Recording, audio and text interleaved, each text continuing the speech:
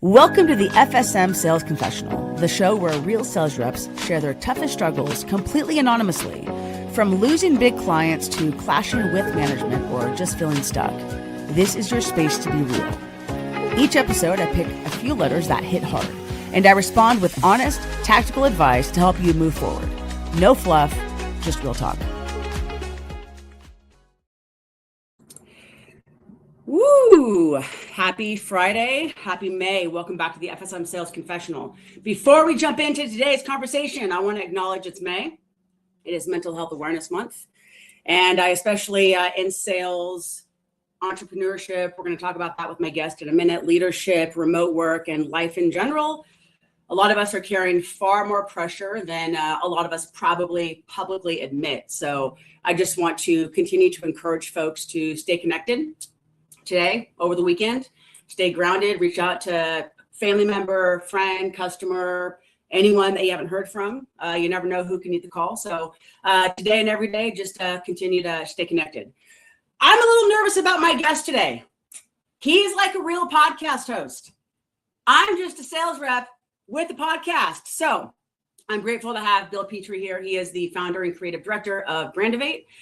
He also is an educator in the industry. He's a mentor to me as well. And what he did this year at Expo deserves an extension and deserves more ears on his information. So welcome, Bill. Thank you for having me. I'm going to add you to the stage. Make sure I do this correctly. There you are. Hello, sir. How are you? Great. Thank you for having me. I guess this is the extended dance mix of the session I gave at Expo. It is. And I'm selfishly doing this for myself because I didn't get to listen to your session. I had to ask word or like, hey, what do you have notes? What's going on? And I knew you were on my hit list to bring. I have a pen and paper, and I'm hoping that I give you an opportunity to touch on that and just share more. So thanks for saying yes. It's my pleasure. You do a great job. You are definitely doing some great things in the industry, and a chance to be part of this. I'm honored. Yeah, thanks for saying that. It was rad when I reached out to Promo Corner with this idea of this safe space for sales reps to confide and get real life guidance. I was leaning into my mentors. Hey, how should I answer this? What should I be saying? And it evolved into this idea of a radio show, which is why you're here. I wanted to have real life guests, sort of a mini masterclass, if you will. I've had some incredible folks on. And again, my point is I want you to help me impact others and help sales reps find the best version of themselves. And you use the word juggling a lot. I do. Let's talk about it. Let's juggle. Let's juggle. So take me back to the moment that you decided this is where I'm going at Expo 2026. Here's what I'm going to talk about on stage. Good question. So I've been speaking a lot. I use that as part of my marketing for Brandivate. I subscribe to the theory of we all had that friend in high school or the person we knew in high school who'd always tell you they were the coolest. And they were never the coolest. They were usually the least cool. So I never feel real comfortable saying, I'm good at this, I'm good at that. I really feel very uncomfortable with that. And so speaking, writing, doing podcasts, that's me putting my thoughts out there, and I let people judge whether it resonates with them or not. And it does with some other people it may not. And so when I was thinking about what I wanted to do at Expo this year, and to be clear, I went into this Expo knowing that this was going to be my last one for at least a year. I want to take at least a year off. I've been working so hard on the speaking, and I want to take a little bit of a break. So I really wanted to get a little more vulnerable. And as my friend, Danny Rosen, I'm sure you know Danny, would say, vulnerable is sexy. And so I decided to get very vulnerable and talk about what it's been like trying to build a service provider business in this industry. And, this is an industry of small businesses. And 98% of us work for small businesses. And people struggle to do it all. I see so many, especially on the distributor side, and I fell into the trap too when I started Brandivate. Is I'm going to be the fastest emailer. I'm going to have the best response time this side of the Mississippi, and that's the dumbest thing you can do, because all you're doing is training your clients, your prospects that you now own my time, you own my energy, and it's this mindset of if I don't respond, my competition will. And I would argue if you're worried about that shit, can we swear on this? We can. Super. Yeah. If you rely on that type of shit, you don't have a relationship with your client. Period. End of discussion. So I really wanted to touch on that in my part of my journey there. And I know as a solopreneur, the work-life balance feels like a complete illusion because you can never really unplug when you're an entrepreneur. If you're always on, you're always working on the business. If you work from home, well, my office is right over there and I can just step in for 5 minutes and do something, but it's never 5 minutes. And if you're not working, you're always thinking about work. And I experienced all of this. And that's why the burnout factor is so damn high. Because it just stacks and stacks and stacks and stacks. And you can run 1,000,000 miles an hour, work 70 hours a week, and you can sustain that sometimes for a couple of years, sometimes for 5 years, whatever it is. But it does lead to burnout. And like I said, I experienced every bit of this starting Brandivate. And when I was thinking about what I wanted to talk about at Expo, I was like, there is zero playbook for this. There is no course. It's always trial by fire. And what if I could share the things I've learned? Some maybe resonate, some don't. But what if I could share that? Maybe that could help a few people. So that was my initial thought, Jenna. Okay, so many notes so far. Wow, trial by fire. I love that. I also love that you said, and I didn't know that Danny said that, vulnerability is sexy.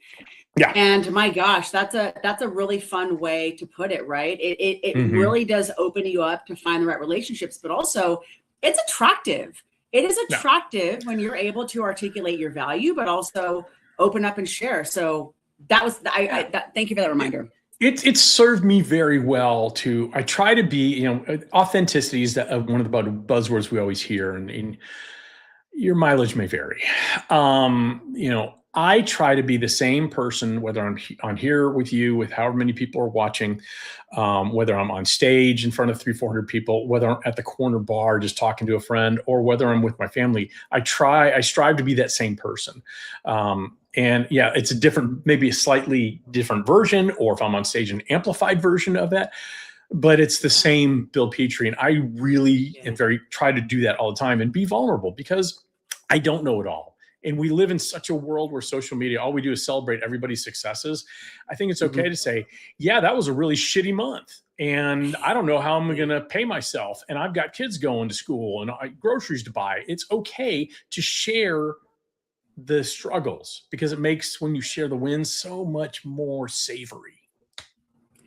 Yeah, I think, Bill, that's why I'm here. That's why I wanted to have you here. That's why you have such a strong following in the industry. Is what you're putting out there is real. It's grounded. It's tied to truth. It's tied to your own experience. You're not out there putting something out there that you haven't lived. And so that's one thing I appreciated when I was on your podcast is you really do such a wonderful job of sprinkling your achievements and what you've learned out there. And I would say that's why probably you're a mentor of mine, So thank you for doing that. Thank you. It's not and easy failures to do that. and failures too. I don't know it all. I've made plenty of mistakes. We're on a Promo Corner platform. I worked for Promo Corner for 3 years, leading the organization, and I'm very proud of that. But we had a lot of successes, but I made a lot of mistakes too, and I learned from those mistakes. So. Yeah. And it almost leads to, it's funny you say that, and I didn't make a mistake, but my behavior was a mistake. I didn't get a job about 10 years ago at Alpha Broder that I really wanted. I applied for a strategic director position and I didn't get it. I was told they're going a different direction. And looking back now, that was the right decision for the business. That was the right decision for the revenue. And my behavior after that, I was, definitely like 30, 31, 32. And I remember kind of shutting down a little bit. And I learned that lesson that I had to trust my leaders that they knew what was right for the business. So again, just learning your lessons and I appreciate that. I coach around 200 folks a week, 200 distributors a week, and have a lot of wonderful supplier friends and multi-line rep friends that I care about deeply. And we talk on the road quite a bit. A lot of us, I'll include me, struggling with burnout, struggling with how do we juggle things. I have a wonderful 14-year-old going into high school. So if you were to say anything to us, I'm going to take notes, is for those of us trying to constantly not drop the ball. Yeah. What would you say to us right now? Number one is breathe. Realize that you're human. That's a good thing in an era where the pendulum is swinging so much toward AI and automation. I'm sure we'll talk about that. And those are some good things too, but realize you're human and you're going to make mistakes. You're going to drop the ball. I dropped the ball. But if you own them, apologize for them, explain why it's not going to happen again to prevent it moving forward, and move on. That's great. That's part of the human condition. And again, if you have clients who can't handle the occasional mistake, then I would question the relationship. It's kind of what we just talked about before. So number one is breathe. Number two is slow down. Slow the F down. I have to tell myself that all the time. Tap the brakes, slow down. I don't care how, no one gets anywhere going 100 miles an hour the whole time. You have to take a couple turns. You got to tap the brakes, and you got to take time to find the systems and tools that are going to work to make you more efficient. And we touched on this earlier, but again, stop relying on response time to be a differentiator.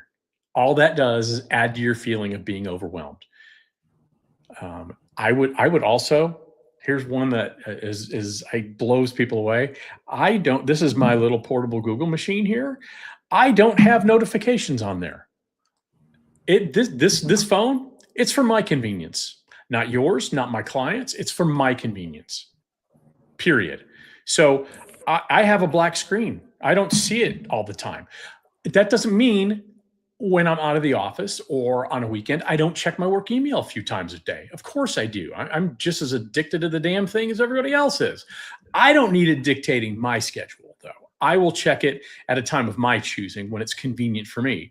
And when I made this change about 18 months ago, it's allowed me to be much more present with my family, much more focused on what I'm doing. I don't have this constant input of look at me, look at me, look at me, look at me, look at me. So I would absolutely tell you, take off your phone notifications. Kill them, especially your work email ones.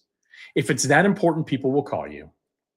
And all those things have helped me to be more efficient while reducing that feeling of being overwhelmed, because I might be sitting in my backyard, smoking a brisket on a weekend, trying to relax.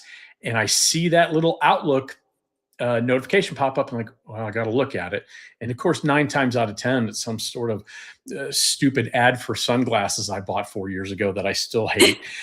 But occasionally it's a client saying, don't look at this till Monday.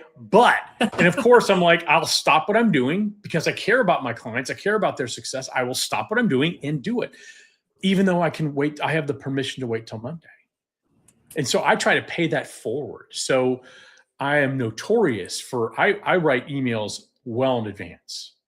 I don't send emails I only send emails between business hours unless it's something way out of the norm. So for example, I have at any given moment 15 to 16 clients, and I send them a weekly report every Monday, and it goes out between 5 a.m. and 5:30. That's the last thing I do on Friday. I write them, I schedule them out, and that's it. I'm done for the week. My weekend begins. And they are informed of what's going on in their world that I'm responsible for, but I'm not emailing it Sunday. Sometimes I type right on a Sunday. I'm not going to send it to them on a Sunday morning. That's bothersome. So I try to pay that forward. So just realize that, it's all going to be okay. We are selling promotional products. The world will revolve. It's just a t-shirt. It's an important t-shirt. And I know in the moment it's the most important thing in the world, but in the grand scheme of things, it's like the things we say to our kids when they get hyper angry about something that we can look at and say, that is really insignificant. Yeah. But to them, it's the entire world. And I would say, I want to ask you this. In 5 years, are you still going to be pissed off about this? How about in 5 months? How about in 5 days? How about in 5 hours? And if the answer is no, then move on. So these are the systems and these are the habits and the boundaries. I love that word. I'm learning that word in my adult real life. Boundaries. Aren't we all? We can have a whole podcast about that. Another show. Anyways, we'll have a drink for that one, Bill. I got a lot of systems and habits I've had to employ, and I'm happy to get into those. This explains why you're able to lead others, is you really have had success with creating your own boundaries, your own systems, and you're sharing them with me, and you live by them. Grace and Paul over at Order My Gear. Yeah. Something you said kind of reminded me of her boundaries. She has the most incredible phone boundaries out of anyone now besides you that I've met. She's off her phone. She doesn't check her phone. She has certain hours, and I love that you've removed all notifications. And I love that. I love that. Yeah. Yeah. Wow. Okay. So anything else as far as like how do you like, I'm going rogue here for a minute. How do you start your day? Like, I'm now just curious, like, what do you do in the morning? Like, do you have like a normal routine, or are you like, whatever happens? Nope. I have something I call NTNO, non-time and no one. When I wake up in the morning, I have 90 minutes, usually 90 minutes to 2 hours. That's my time. That is 1,000% my time. If I want to do work, I will, but generally I get up, I take the dog out, I empty the dishwasher because I'm handy that way. I generally go on a run, like a 2 to 3 mile run. I come home, I have my breakfast, I will leisurely go into my day. That is my time.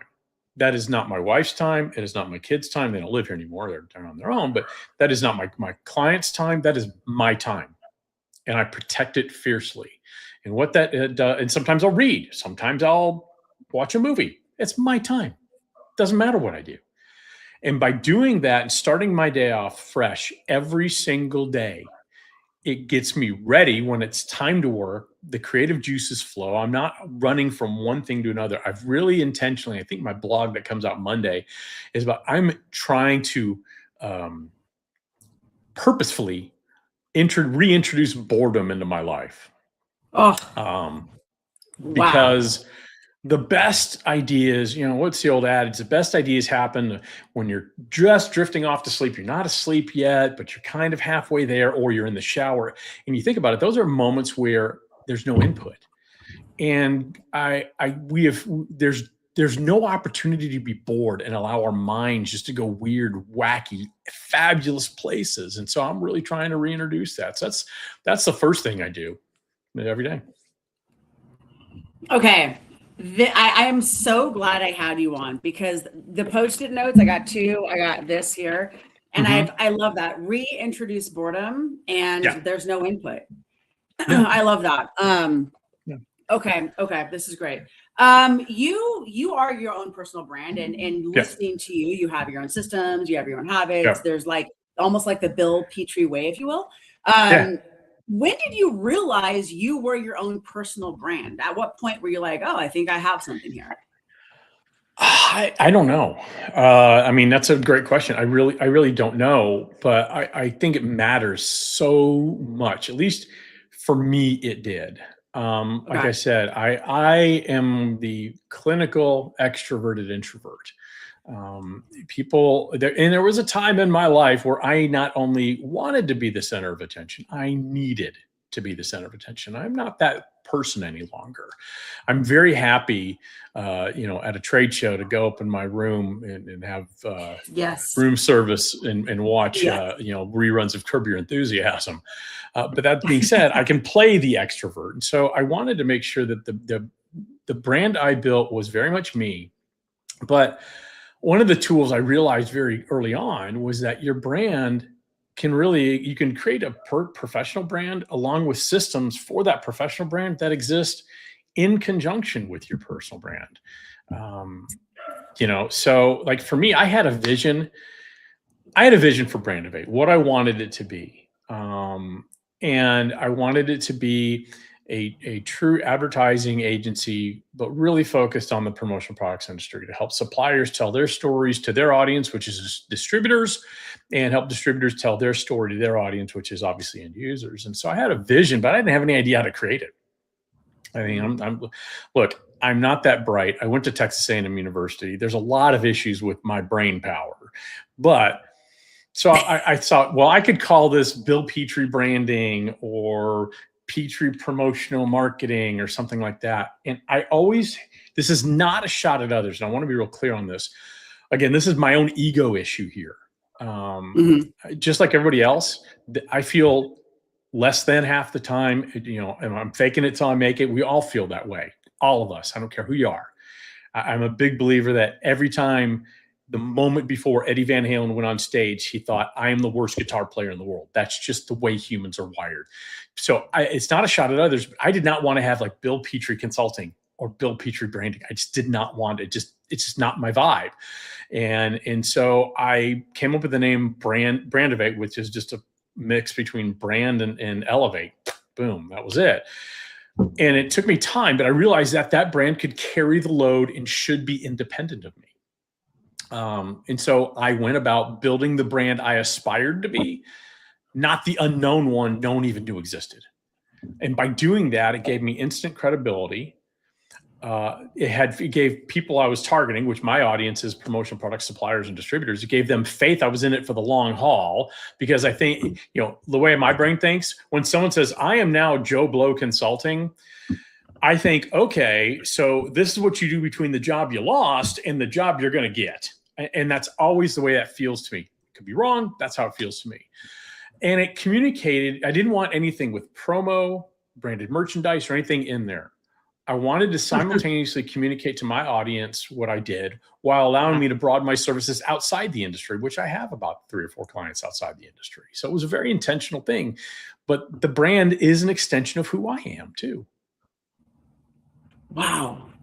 Thank you for sharing that. I love that. I was curious where the name came from, and that is a really neat story. That's a really neat story. Thank you. I'm considering moving to Positano, Italy, and renaming it Brandivate. We'll see. I'll go with you. I wish. That's all I want to do is go back to Italy. So do you? Because I'm just asking. And because people are going to want to know. I want to know. Do you mentor folks? Through Promo Kitchen? Are you? I do. Because gosh, man, I feel like, woo. Yeah. I wish I would have found you like 10, 15 years ago. Well, you're very kind. Thank you. I do. I was a Promo Kitchen chef for 9 years, and I think left in 2023. It was just time for new voices. I'm a big believer. Sure. And I know like Hallie Moore is now a Promo Kitchen chef and doing a great job. Yes. But yeah, I fervently believe in the tenets of Promo Kitchen, and there's 2 pillars, and it's education and mentorship. And ASI tried, PPI tried. The best and really only true formalized mentorship program in the industry is through Promo Kitchen. And it's Great. So I believe in it. In fact, I just got a new mentee this week, it's Friday, right? Yeah, that last week. Nice. So yeah, it's something I believe in, because I've been given so much by people in this industry, people who have taken the time to share their story with me, whether it's Catherine Graham, whether it's Mark Graham, whether it's Danny Rosen, whether it's Kirby Hasseman, whether it's Lori Moore, whomever, take your pick. There's so many people that have helped me with my journey along the way. It would be incredibly selfish of me not to try to pay it forward. I don't put myself in the category of, I know it all, so let me teach you. It's more of a, here are some things I learned, and I skinned my knees as I did it. Maybe there's some things here that will help you not skin your knee as much as I did. Sure.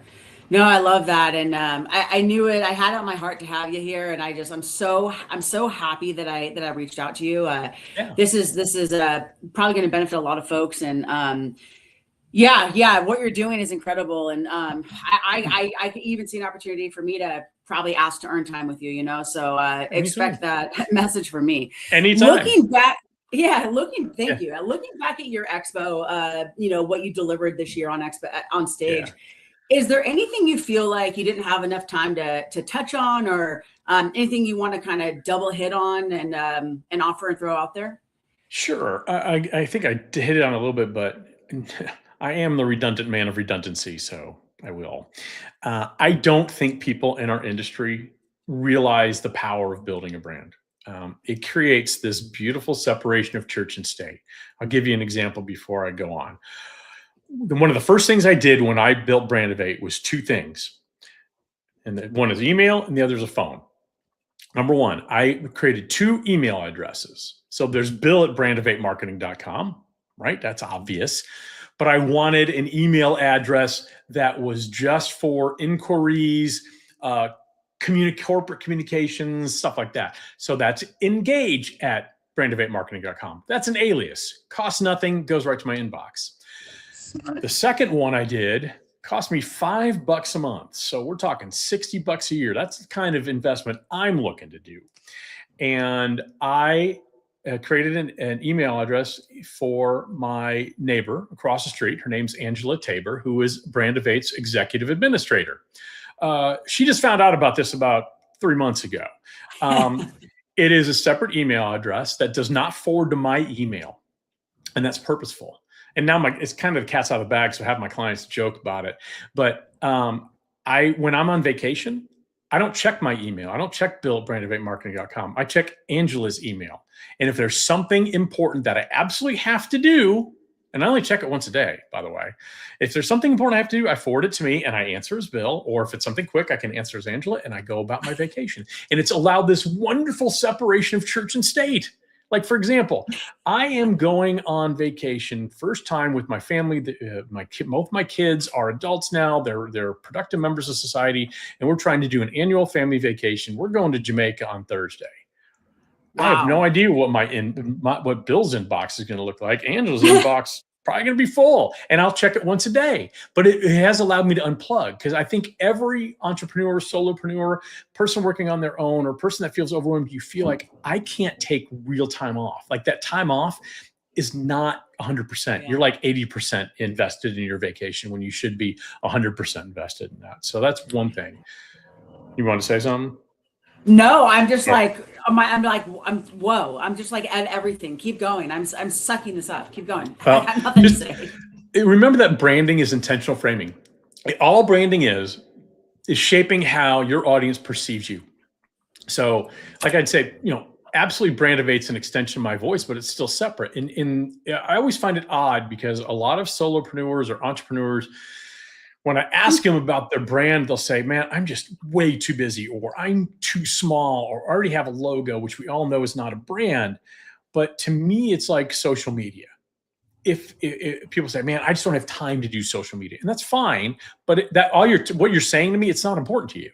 If it's not important to you, if it's important to you, you'll make time for it, right? You can think of just people, whether it's professionally or personally, and they're always busy. What they're telling you is you're not important to them. And you need to accept that.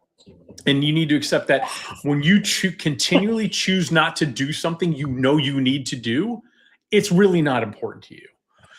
And so if you don't frame your brand intentionally, put it out there the way you want it communicated, the way you want people to perceive you, your audience will decide. They get to decide what you're known for, what you're worth, the value you have, or maybe you don't have, and what you stand for. And once that happens, it's incredibly hard to undo.